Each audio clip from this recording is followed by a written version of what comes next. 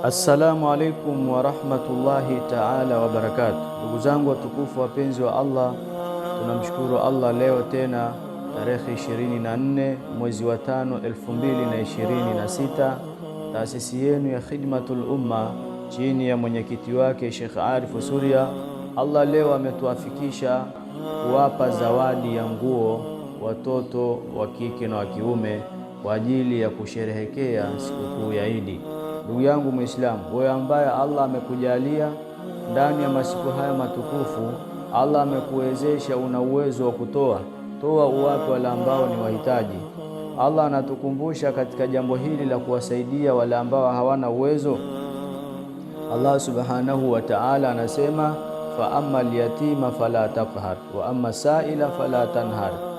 Basi yatima usimnyanyase, lakini pia na yule muombaji usimzuilie. Sasa sisi tumetoa zawadi ya nguo hizi kwa watoto, kama mnavyoona watoto wamefurahi. Hii ni juhudi ambayo kwamba inahitajika ifanywe na kila mmoja ambaye Allah amemjalia uwezo.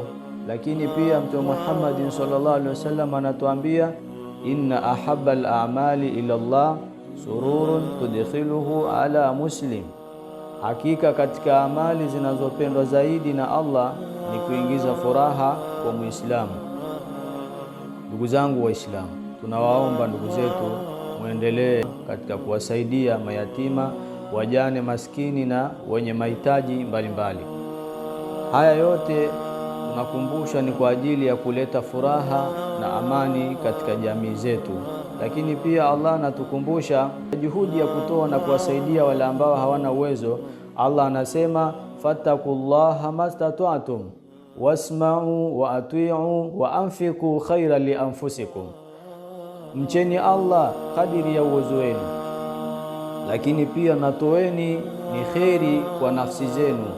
Sisi Allah anatukumbusha tumche, tufanye ibada mbalimbali, lakini pia tutoe. Kutoa kwetu sisi ni kheri kubwa mbele Allah subhanahu wa ta'ala kwa ajili ya nafsi zetu. Lakini pia tumewapa na chakula kama mnavyoona. Alhamdulillah, tunamshukuru Allah.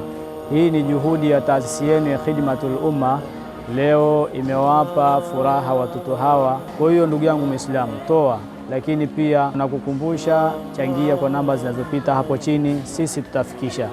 Jazakumullahu khair wa ahsan jazaa fi darain. Shukran.